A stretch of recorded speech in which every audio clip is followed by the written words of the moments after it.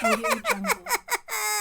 Audio Jungle. We are back after a very long off season. This is the IHMS fantasy podcast show.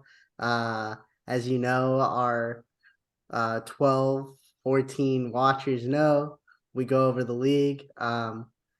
Your host, Pablo Rosero, joined by Jake Hamilton. And to kick this season's show off, we're starting with none other than our current league champion, the man who beat me in the finals.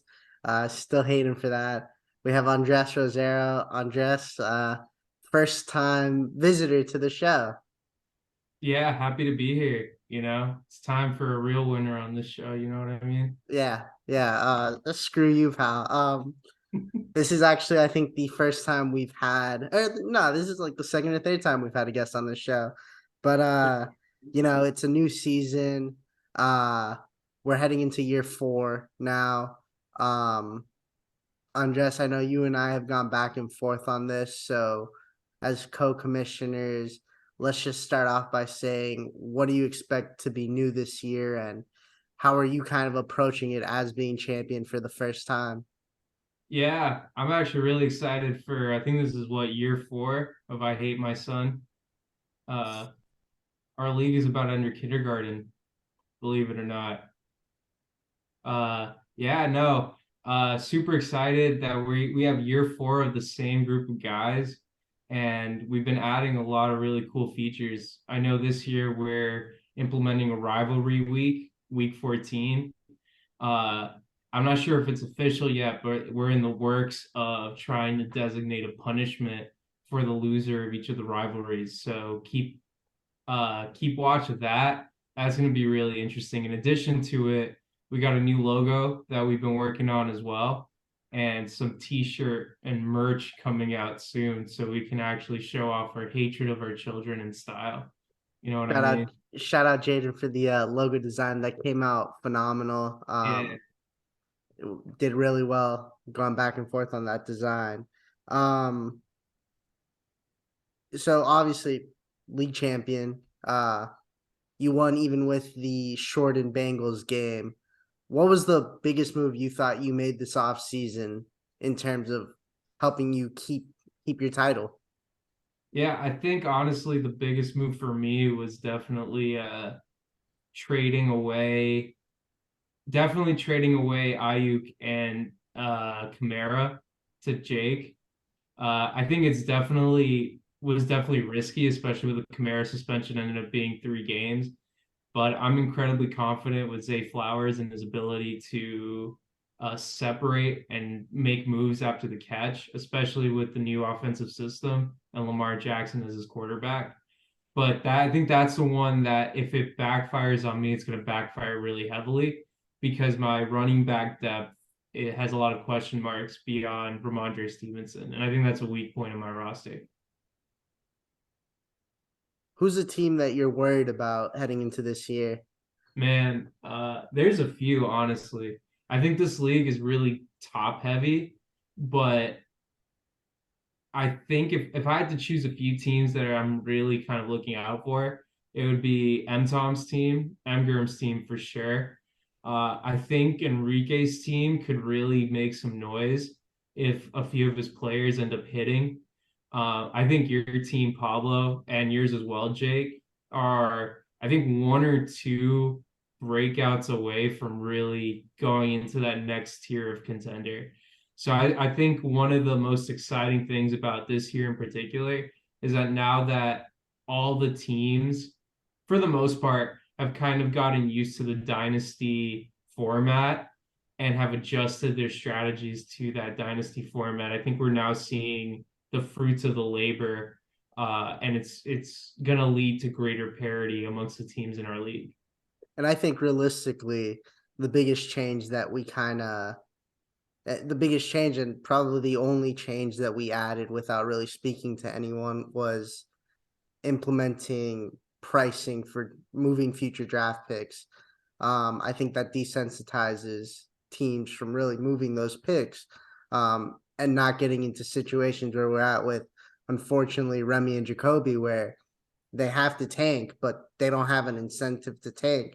so they can't move their top guys without feeling like it's still not beneficial for them. So something to keep in mind, but I know it's never too early to start looking ahead, and I don't want to take up much more of your time, but next year is going to be year 5. You and I have already had some conversations about where to next and what will be going on next. You thought we would get to year 5? Nah, I honestly like the cool thing about Dynasty is it almost feels like it feels like oh man, once you really get into it, it feels like you've created your own little environment. You know what I mean? And we've been blessed to have a great group of guys that have turned this from just like a league into its own environment. It really does feel like its own living organism in terms of our ability to adjust it and expand upon just the realm of dynasty football into something that feels closer to an actual friend group. And I think that's super important to keep things fresh and keep things from lasting a long time, because otherwise it gets stale. You know, people don't really want to commit to it, but I get this sense of friendship that transcends fantasy football that has made this a joy to like make a main league out of. Yeah, I agree with you. Jake, you have any questions or? No, my guy Andres, he covered it all. I felt like he really got me hyped for the league this season. I'm ready to take that belt from him. Man, you gotta pry it from my fucking cold dead hand. Jake's talking as if he's hasn't missed the playoffs like half the year. Nah, dude. I'm not gonna lie to you. Jake's teams always like scare the shit out of me because He's he has just so good unlucky. he has And good that players, season and with 4 wide receiver ones was different. it's crazy because like then he has like 6 picks in the first 2 rounds, as Yeah. well as like Etienne and Dobbins and a bunch of really dope guys on the starting lineup. Like I remember looking at you like 2022, and I'm like, oh man, this dude's gonna be a powerhouse in a few years if he can hit on these draft picks. And then he Yeah. missed the playoffs again. Oof. That was tough. That was tough. Yeah. But that really goes to show you, like, it's brutal, bro. It's brutal out here. I One mean, or two Remy, injuries, especially in a 14-team the league. year Remy won Yeah. the title. Remy went Here, from a Remy won the champ title the to next year. Yeah, now, last place. bro, I was looking at his roster the other day. The thing's fucking Chernobyl. He's got pieces he can move. I'm, Mays in this league, He's or got else he would- pieces he can move. yeah, I mean, like, Dumais is just right now moving out of this rebuild, and it's taken him 3-4 years to get out of that rebuild. And I feel bad too because I fucked that up for him too. The Yeah, man's you picked took phenomenal. Dobbin, you took Pickens and Watson from him, bro. Like you are complicit. Hey, I will say Remy originally had my guy Chig on his roster and he cut that boy. So you just can't give up on young talent that early in That's Dynasty. tough. Not everyone can be Travis Didn't you Fulgham. trade Ray from taking Rashad White from him?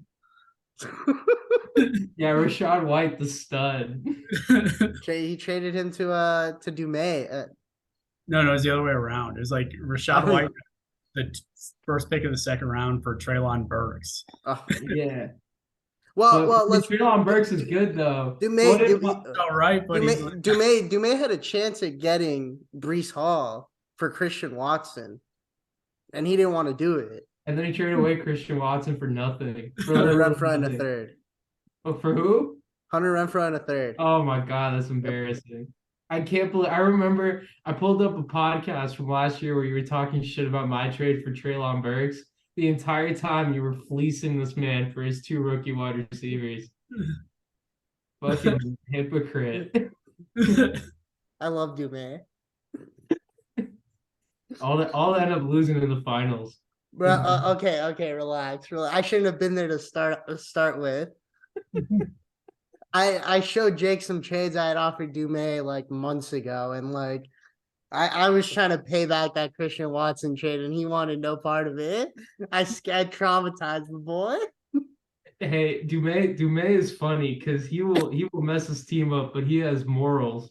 That's all that matters in the end. He has ethics. He does have ethics. God. Well, Andres, any last comments? We're still on Broke Boy Zoom, so we still got the rest of our show to put together. Yeah, I got one comment to make. Tom, you ain't shit. That's it. Sounds about right. Andres, thanks for joining us. Good luck this year. I hope you don't win again, but I can't imagine you not winning. So we'll see how it This goes. fellow's staying here for another year. We'll see. It'll have. I'm sure it'll be treated better in Virginia than it was in Orlando. Jeez. See y'all boys later. See you, Andres. Well, Andres getting ready for rivalry week, taking a shot early at Mthom. And now we can get into the meat of our show. So, first pod of the year, we didn't really do anything in the off season, which was kind of both of our faults. But let's get build anticipation. Yeah, we wanted to get to this rush show, but let's start it. Season previews. Let's go. Let's start with Andres. He's our champion, first on the board. Jake, what's your quick pitch on Andres this year? Andres' team, it's pretty set up to win again. It's pretty stacked. He's got probably 4 guys that could be wide receiver ones with Jefferson, Smith, Metcalf, and DJ Moore. They'll be in and around there. His running back room is a little questionable, but Ramondre should have another decent year even with Zeke in there. Javonte Williams, if he can stay healthy, he'll come back and have a pretty good year. Josh Allen is pretty OP as his QB, and his tight end room is pretty deep. So if George Kittle gets hurt or is kind of streaky, he's got fireman with the report. If George Kittle gets hurt, George Kittle's not even expected to play week 1 now. Oh, damn. The leg injury, but I thought he's still playing. They said that they were preparing to play without Bosa or Kittle, so we'll see. Yeah. Well, he's got deep enough tight room to be fine with that. It seems pretty deep, and he'll be fine. From Andres to Remy to our chump, who we're still waiting on that losers challenge video. Right now for his team, the man has assets that can be moved for young players and picks, which is what he needs to rebuild his team. Aaron Jones, Keenan Allen, Christian Kirk, Brandon Cooks, Thielen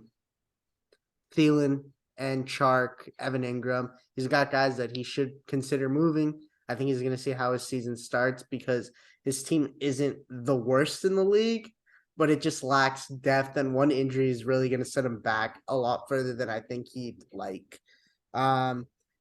Next on your list, we'll go to Matthew Gurman, a guy who we thought should have won multiple titles by this point. Hasn't won one yet.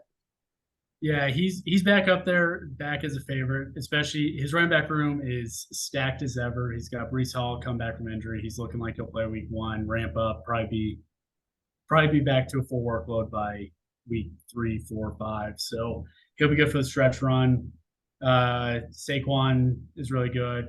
Tony Pollard, he's taking over that Cowboys backfield, so he should be up there as a top running back this year. Really, for his running back room, the question mark is Jonathan Taylor, making sure that he plays this season, doesn't hold out all year. His receiver room it's pretty top heavy, but there's still a little bit of depth there, and I like his prospect in Marvin Mims too, and Puka Nakua. I really like those guys too. If Cup's probably gonna miss a week or 2 here, he could break out early in the year and really just add to his kind of stack depth. And then another big year for Jalen Hurts. That's a pretty solid starter. He should be an easy favorite this year. Yeah. We'll move on to our guy Dume. He's rebuilding. He now has Bijan Robinson. I don't know if you've ever seen that picture of like the Lamborghini parked in like the garage in the hood, but that's Bijan Robinson on Dume's team right now. It's a mess, but Dume's a really good drafter. He's done a really good job of drafting the last couple of years, just obviously some bad moves. But I think he's finally gotten into the rhythm of being in a dynasty league, and I really do trust his rebuild. He has all his picks right now. He once again has a couple of assets that he could move for mid-round picks. So that's going to be interesting to watch. I think Ezekiel Elliott, Geno Smith, and Jared Goff are guys that he could actually end up moving for good value if there are injuries this year. Next, Mthom, another guy who should be viewed as a contender. Yeah, for Mthom, it kind of feels like his window might be closing here, but he's still up there, contending this season. I think he's got Lamar's good star quarterback. Hoping that with this new offense, he can maybe throw more, stay healthy, and see if he can get back up near that QB1 MVP season he had a few years ago. Receiver wise, AJ Brown's really good. Debo's pretty good, but after that, well, Lockett should be good this season, but who knows if Jason carves out more of a role if he starts to fall down the pecking order a bit. After that, though, it kind of falls off. You got question marks in Sky Moore and Kadarius Toney, and then just some young talent and Robert Woods chilling there. And then for his running backs, it's guys that should be decent point scorers, but they all got question marks. You got Dameon Pierce with Singletary coming in. You're hoping that he keeps his workhorse role. Alexander Madison, gonna see how well he can step up into a full-time, maybe bell cow role. See if he's hoping that he can hold on to that. So my JP Ryan and Tom's hoping Javonte Williams' knee isn't feeling 100%, and then coming in at tight end, he's got Mark Andrews, which is just a big advantage there, which should help him stay near the top. But I don't know. He doesn't have much depth past that. I think this might be the last year of his contention window, but we'll see what happens. Bro, everyone knows their rosters. You don't gotta reach straight down their roster. I know. That was a lack of prep showing. You were on a whole ass flight. Moving on, Josh. I actually really like Josh's team this year. He's got great running back depth. He has both Detroit running backs, and they both should have really good years to pair with Dalvin Cook and Kenneth Walker, who both of them now in what looks like committees, but they should also be really good this year. His receiver depth outside of Terry McLaurin isn't that great, but all things considering, if this is a healthy team and with TJ Hawkinson at tight end, who I think is going to have a big year, I think he could really make a playoff push. And if he gets the right matchups, he could really have some upsets along the way. And we've seen upsets in this league. Next, we have Josh. We go Josh.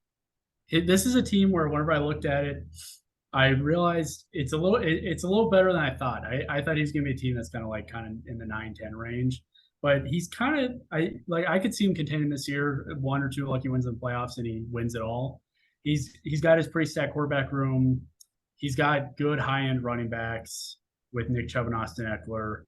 His receiver room, it's good, not great. Yeah. Yeah.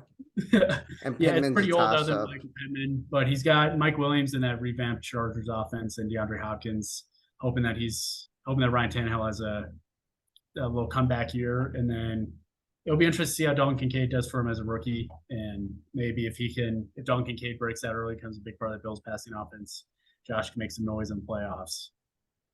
I think the issue a lot of the teams in this league have is depth.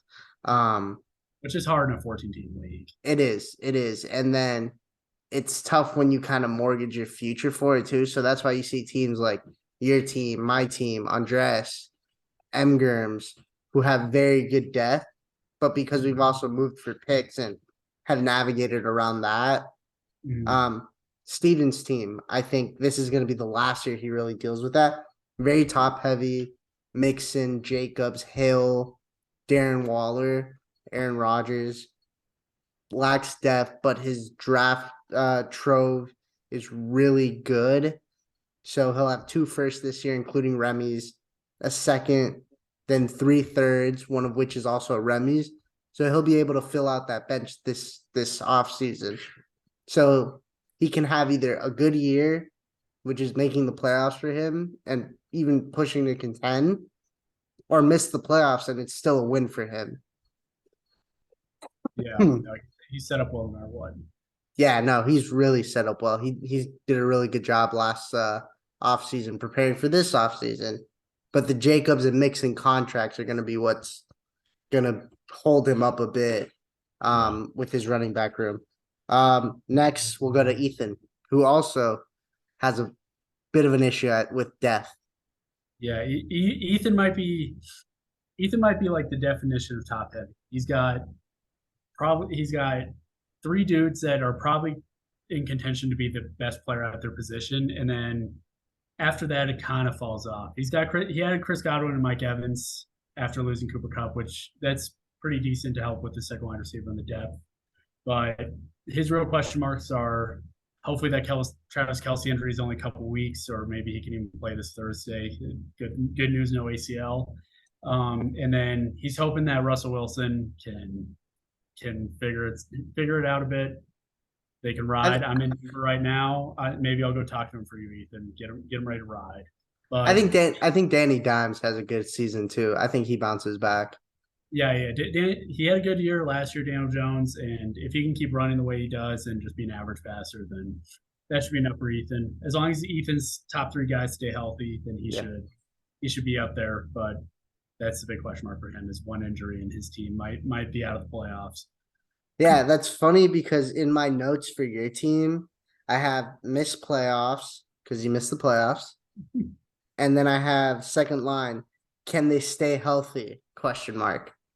Same thing with you. If your team, you have better depth, but if your top guys can't stay healthy, it's going to be you don't have that overwhelming talent off your bench to overcome it.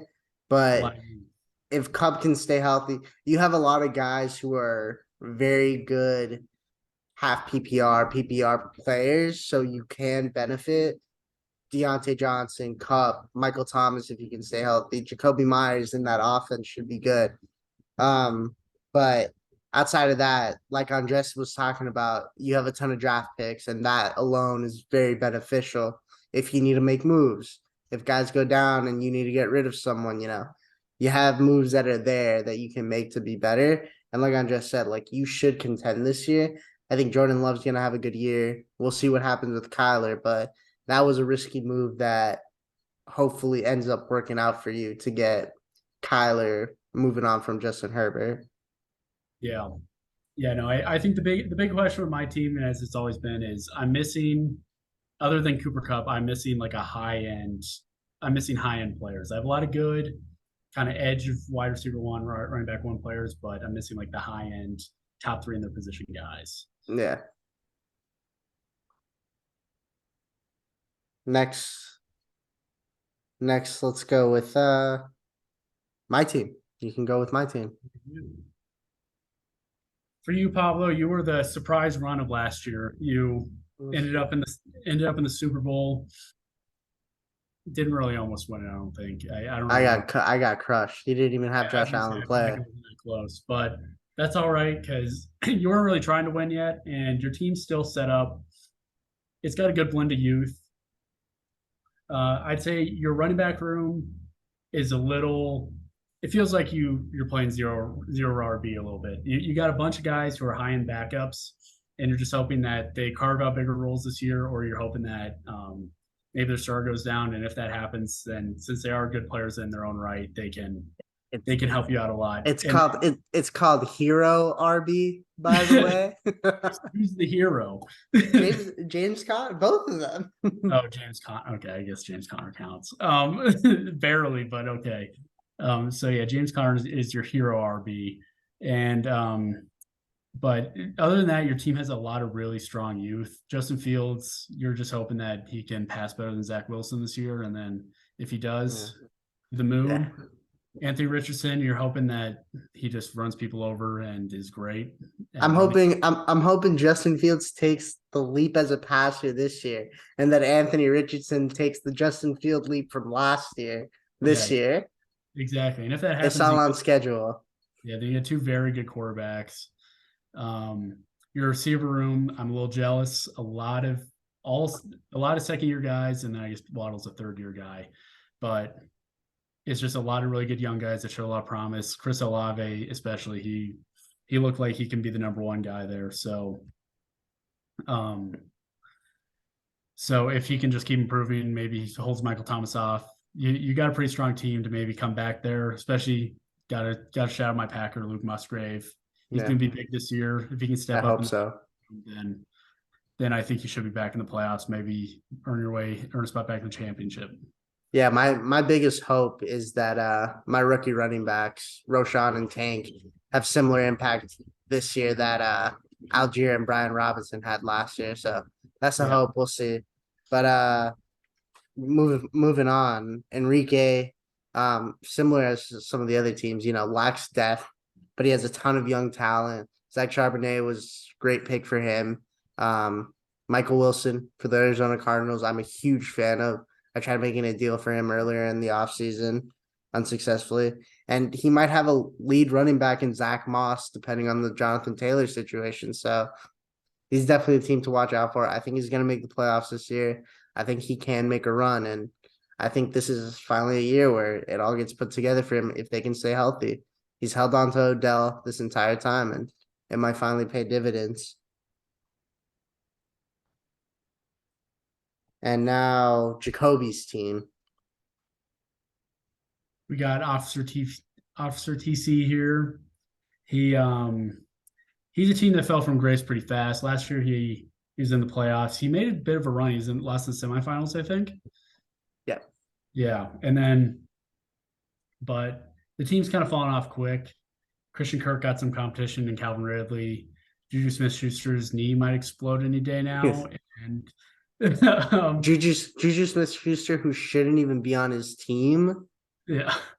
He should have Garrett Wilson. Yeah, I forgot that was a trade. It was Garrett Wilson and a second for Juju Smith-Schuster. Yeah, that might go down as the worst trade in league history. And there's been bad trades in that league. First for, I don't even remember the dude's fucking name. I got Christian Watson for Hunter Renfrow in a third. Yeah, that's down there too. We'll have a worst trade segment. Let's not. Let's not. But he's got Mgherms, which is solid. Derrick Henry. It might be smart for him to move off Derrick Henry while he can. Maybe get a little bit of draft capital back. Yeah. But he's got a solid team of like mid players, and he's just hoping that a couple of maybe Rashid Shaheed with a bigger workload can keep improving. But other than that, it's pretty mid team. It's gonna take him a couple of years to. It's not a bright future outside Mahomes.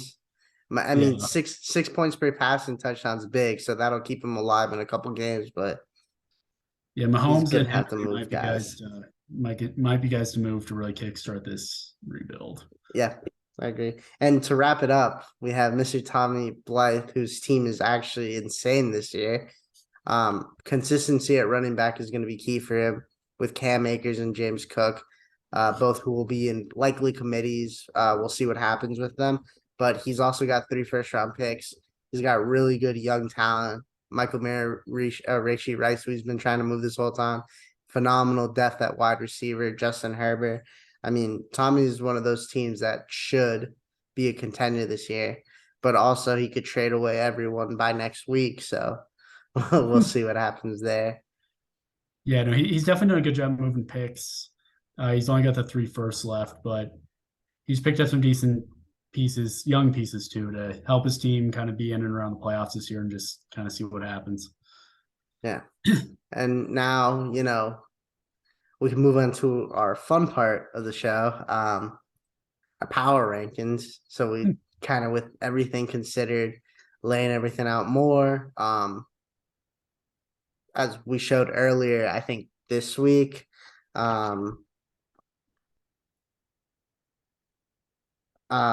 with Dynasty Daddy, a weird site name, but Dynasty Daddy provides power rankings, draft portfolio. It's a really cool site if you're into fantasy. Their rankings, and I did it based on their contender and frisky and fraud in the order they had it. Their rankings were Mgherms in first, Andres at 2, Mthom at 3, Jake U at 4, Josh at 5, Tommy at 6, me at 7, Ethan at 8, Enrique at 9, Steven at 10, Josh at 11, Remy at 12, Dumais at 13, and Jacoby at 14. Now, mine are somewhat similar, actually. And I did this before I re-looked at theirs. So my rankings, a couple changes. The back end is very similar, but I had Andres at 1, reigning league champ. Mgherms at 2. I have Tommy at 3, Mthom at 4, you at 5, Ethan at 6, myself at 7, Josh at 8, Enrique at 9, Steven at 10, Josh at 11, Remy at 12, Dumais at 13, and Jacoby at 14. And I took, starters and depth into it. I think Dynasty Daddy takes draft pick into account too a lot. So that's the one thing. But I do think it was a good kind of margin what they had compared to how I saw the league. It was roughly everyone was probably a 1 or 2 plus 1 or 2 for draft for ranking range. What's your rankings look like? Yeah, mine are pretty similar. I kept Mgherms first just because I feel like he just has so much upside with his team, and with the number of running backs that could be RB1s on his squad, it's like as long as a few of them stay healthy, he should be in such a good spot. He just needs some playoff luck, which he hasn't had yet. I have Andres at 2. Andres, his team, reigning champ, really good. Then I ended up going Ethan at 3, Mthom at 4, me at 5, Josh at 6, Pablo, you at 7, Tommy at 8, Ricky at 9, Steven at 10, Josh at 11, Officer TC at 12, Remy at 13, and then Dumais last. Interesting to keep Dumais last. I know that Jacoby has Mahomes, Henry, and Kirk, but I just the rest of that team is just so much work. And because Dumais also hasn't like updated his starting lineup. Like Hunter Renfrow should have a good year in that offense with Jimmy G. Jaden Reed should honestly end up having a pretty good year. Yeah, like I think Dumais' team has some sneaky good players, and hell, I think Zeke's gonna end up getting a good amount of carries in that Patriots offense. If we're being honest, they wouldn't bring in a guy like Zeke if they were just gonna have him ride pine most of the game. Mm-hmm. Yeah, but, for me, I think they're pretty close for me. I think if if Jacoby and Remy, if they make a couple moves, then if they sell off a couple guys, they're easy the bottom 2. I just think with the dudes they still have now, with Aaron Jones, Keenan Allen, Brandon Cooks for Remy, and then Derrick Henry and Mahomes for Jacoby, I still feel like you go with Mahomes and Henry. Yeah. No, of course. So for now, I think, but it'll be quick to change if they make a couple moves. I think they're both building up towards that 2025 rebuild. Yeah. And I think what we've been seeing lately in football, and it's all sports really, but beneficial for football is just the immense amount of talent that's been coming into the league. So it's been really interesting. And with how much money the highest paid players are getting, these younger guys are getting so much more runs, so much more attempts, and there's a lot of parity, and it pays off in Dynasty. You just gotta know where to find it. So you accumulate some draft picks, there's definitely going to be a lot of good players the next few years. Good players just keep coming out. Yeah. And if you're willing to pay ahead of time for it. So yeah. But I mean power rankings, this our first episode. We weren't very timely with it, so it'll be a long one. Yeah. We have a couple ideas brewing for the rest of the season. We'd like to have more guests on like we did with Andres, but the one thing we will do differently this year, and this will be We tested it out last year. We enjoyed it, so we decided to keep it. I don't know who else enjoyed it, but we enjoyed it. Everyone's favorite. We have Tommy's first segment of the season with Tommy's Gambling Den. Enjoy, get your locks in. I don't even know if you can sports bet in Florida legally, but Go to Bovada. well, there it is, I guess. But here's Tommy with his bets, and enjoy. How are we doing today, gentlemen? This is Tommy from Tommy's Gambling Den with the weekly picks and gambling picks. Let's start off with the weekly picks. With the first matchup, we have Tommy's Gambling Den against the Chiggy Boys. It's going to be a very tight matchup until Monday night. I believe Garrett Wilson would do his job with Aaron Rodgers, but if James Cook can't perform, then the Chiggy Boys will pick up the W. If he can perform, this matchup will go to Tommy. Next matchup, we have James No Gains versus 10-second FU. This is going to be a low-scoring matchup, especially with James No Gains having Zeke and Paris Campbell in his starting lineup. I have 10-second FU winning by 10+ in a low-scoring week. I'm excited about this next matchup because I smell an upset brewing. I have the generic light skin going down in a nail-biter, losing by 4 to 7 points. SSO JD has developed a quality team, the addition of Jahmyr Gibbs, and I feel like this could be the turn this team needed. The next matchup, we have Jay Hamilton versus Big Ricky.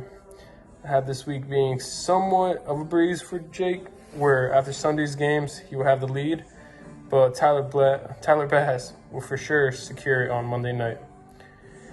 We have a matchup between Mgherms versus Remy. This is going to be a 20-point blowout with an absolute monsters that Mgherms has on his team. Remy, you don't have a bad team. It's just a matchup you're in. In the next matchup, we have JJ Bear against Stevie J. This will be another close matchup, but the key player for Mr. JJ Bear will be Pacheco. He will ball out, and he will win you this league. Not this league, oh my bad, this week. Huntress versus Ethan will be interesting, but the main factor will be Travis Kelce being questionable for Sunday's matchup, or for Thursday's matchup. If he suits up, this could go either way. But if he doesn't, I have Andres winning by a solid margin. I'll keep track of my weekly pick records, and you'll see I'm pretty elite at what I do. So let's go to this week's gambling picks of the week. Last season we hit a pretty good parlay together, but we started easing up. Not like that. Every week we will come out with funds in our pocket, all right? So this week's thing, we have Harrison Butker over 1.5 field goals made. Jahmyr Gibbs over 37.5 rushing yards. Sleeper has a weekly special for CMC over a half a yard. A half a yard. Easy. We got Derrick Henry over half a touchdown. We have Trevor Lawrence over 1.5 passing touchdowns. For $10, it'll get you 174. For 20, it'll be 348. It's an absolute lock. If you don't play this, you're missing out on money. You basically paid your league fees for the next 7 years with this parlay. So please, do it. And that was Tommy. Thank you, Tommy, for the insight. Yeah. I don't know if I'm gonna make any of those bets, but I'll make the ones that he randomly texts on a Thursday before kickoff when he's probably already drunk. But that's just me. But any closing words, thoughts, predictions for the season, finals prediction and toilet bowl prediction before we head off the air. Finals prediction. There's always one main team and one, especially since we kept the 8-team playoff, there's always one like question mark. So finals prediction, I'm going, I think Ethan. I'm gonna go for it, even though I was a little critical of Ethan's team. I think Ethan stays healthy. He makes it there. And then I think Ethan goes against Big Ricky. Ethan Big Wow. Ricky in the final. Wow. That is a bold one. That's a lot more bold than mine. That'd be then something. it That would be, but would be hey, something. Big Ricky's got some big hitters on his team, so who He knows? does. He does. One Kenneth Walker injury and it's wheels up for him. And then my toilet bowl, I'm going Remy against Joss. Wow. With Joss is a pretty Joss good team losing. too. I've Joss losing, and then for my Really? champion, I have Ethan winning. Oh, And if he he wins, he didn't. gets to give me half his pot. I don't think he'd agree with that. But on my end, I have Andres going back. I think he has just the best team in the league. And I don't think it's close. But obviously we've seen best team in the league not make it before. And I think he'll play against I think he plays Tommy. I really like Okay. Tommy's team. And I think Andres wins it again, but I think it would be close. Closer than our matchup last year. Had Josh Allen finish that game. And then Yeah. Toilet Bowl, I have Jacoby and Remy, just because I like the chaos. And I think both of them end up selling at the end of the day. Yeah, that'd be a good one. But I am kind of hoping though. I want two new people down there. I wanna would see who too. challenged. Joss is the one that I'd love to see do the losers challenge because I think it'd be hilarious. The man's just I want to see naturally someone try to eat hilarious. a 5-pound burger. That's what I want to see. You don't want to be the one to do it? No, You should. I already had a nice dinner for mine. So All right. I forgot you already lost this league. yeah. Well, that's all the time we have. I'm Pablo. I'm Jake. Jake. And we'll be back again soon. Keep on hating your son. Enjoy the football season too. Bye, fellas. Audio Jungle.